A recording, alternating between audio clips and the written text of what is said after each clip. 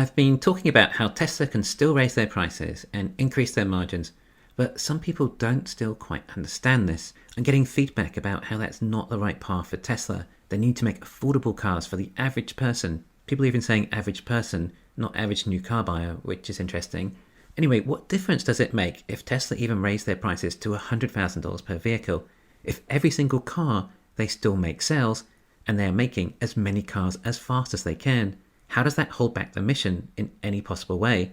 Tesla's objective is not to make cars as low cost as possible, but to make as many as possible. If consumers are still willing to pay a certain price point for a Tesla, then what does it matter? Tesla is not some charity. They are a company on the biggest mission we have ever seen any company have in the history of perhaps ever, unless the Dutch East India Company's overall mission was world domination or something. Tesla's main objective is their mission, which might not always align with affordable EVs for the masses, at least not yet. I said might not, so relax, we'll talk this through.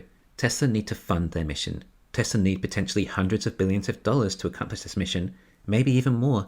Their objective was not to make EVs at such low cost they could just give them away at this cost. Their objective is to transition the world off fossil fuels. Tesla are making their cars at lower cost so they have more profit to complete this mission. Tesla are raising prices, again for more profit. They have made products so coveted that the market is still willing to pay that much more for them. In fact, Tesla is still selling at a price point well below the market clearing price, and like I say, well below the equivalent BMWs. I'm hearing other comments that if the Model Y needs to beat the Toyota Corolla as the most sold car in the world, then it needs to get down to that price point of under $30,000 or less, as that's the price of a Corolla. Now, for starters, just because the Model Y will outsell the Corolla, that doesn't mean that it even needs to compete with the Corolla.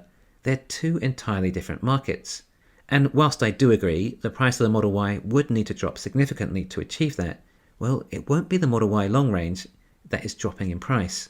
Tesla will add new variants at different price points to match the supply and demand curve. How supply and demand works, well, let's say everyone who wants a Model Y, well, they're willing to pay a different price for it. They all see different value in this vehicle. Some people might be willing to pay $100,000 for one. And if Tesla sold the Model Y at $100,000, then they'd still have some customers, granted significantly fewer, but some people would still buy it. This would then ostracize the consumers who are only willing to spend $60,000 or so on a Model Y, and that's a much larger consumer group. Then there'll be a much larger group of consumers who are willing to pay $40,000 for Model Y, but Tesla doesn't want to give a discount to the customers willing to pay $60,000. Therefore, Tesla don't want the consumers willing to pay $60,000 to now only spend $40,000 for their Model Y. Tesla would be leaving money on the table. Therefore, Tesla don't reduce their prices. Instead, they bring out lower cost variants, like a standard range Model Y. It has less performance, range, and features, but appeals to a wider market. Yet, the consumers who had a budget of $60,000 can still buy a $60,000 Model Y. Not only that, Tesla do so many impressive things with their pricing, you can actually decide on upgrading your own vehicle after the fact, like the performance package available on the Model Y long range. Maybe you can't afford to buy the Model Y fully optioned initially, but later on, when you have more available funds, you can simply upgrade it with software. This is like a dynamic supply and demand that meets customers' budgets, not just when they initially can afford to purchase the car, but when they can afford to spend more on the car. It's a new dynamic. The average car price in the US now is over $45,000, which is not too dissimilar to the average price of a Tesla. But if we look at average cost of ownership of a new car, Teslas come in significantly under that, and that doesn't even factor in the level of depreciation that we're seeing with Teslas, or not seeing, I should say. Yes, all used cars have been increasing in value, but even before any of the supply chain issues, Model 3s and Ys were still holding their prices well, and that was before the waiting lists were half a year or so. Tesla is not trying to replace the Toyota Corolla to be the number one selling car. They are just intending on beating the Corolla as the number one selling car. The Corolla sales might not even be that affected by the Model Y sales. They're likely two different consumer markets. Of course, when the Tesla Compact becomes a thing, then the Corolla will be shaking in its boots, or trunks, as the Americans say. Teslas are so coveted that they have raised their prices. It's not the other way around. They're not raising their prices to try and make more profit and reducing the number of sales.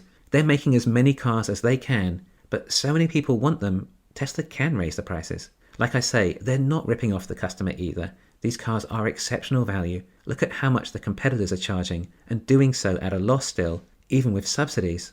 Tesla is still very new to the auto industry relative to the legacy autos.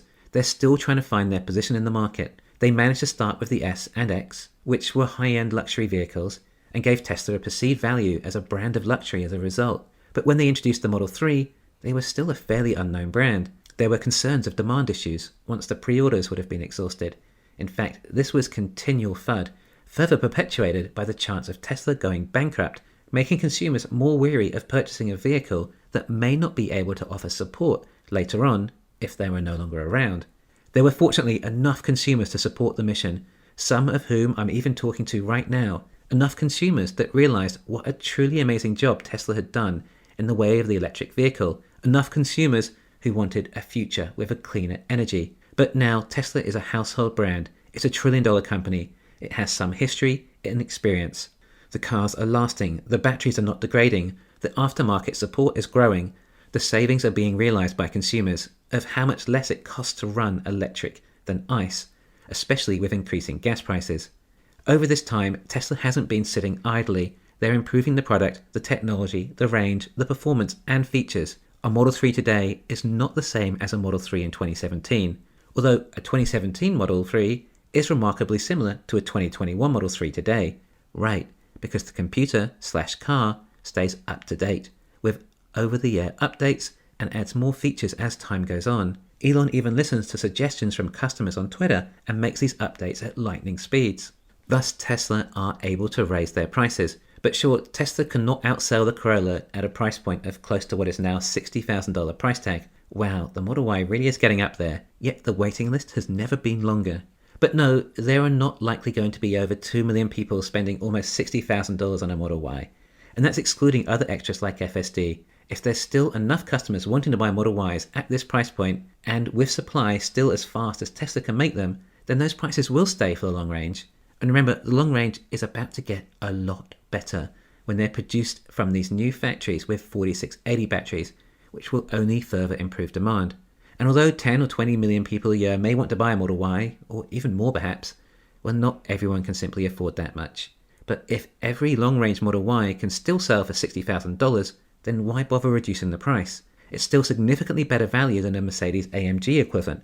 Like I say, Tesla are not overcharging consumers for this car just because they have such good margins.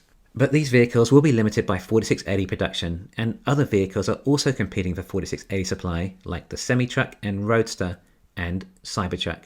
Tesla will offer the standard range of in-time to these other markets and from these new factories. When, I'm not entirely sure. There are a few options for them. It would depend somewhat on battery supply and progress with in-house LFP batteries. One option is to go from long-range and performance Model Ys and then to add long-range and performance Model 3s from these new factories, still maintaining the really high margins on their vehicles rather than offering standard ranges. Although the percentage of margin would still be high on the standard range, they're at a lower price point, meaning simply less dollars of profit per sale. Tesla may decide to use CATL LFP batteries and add the standard range to their new factories with these batteries, but we see the range for these vehicles may not be to the standard that Europeans or Americans accept, which was supposedly the reason Tesla ended the standard range for sale in the US. However, we are seeing the standard range Model Y in China. They're not exporting the standard range to Europe. It would seem that market in Asia is more accepting of lower range vehicles, which would mean that we would have to wait until Tesla can ramp up their volume production for their in-house LFP batteries until we see the Model Y standard range from the new factories entering Europe and America.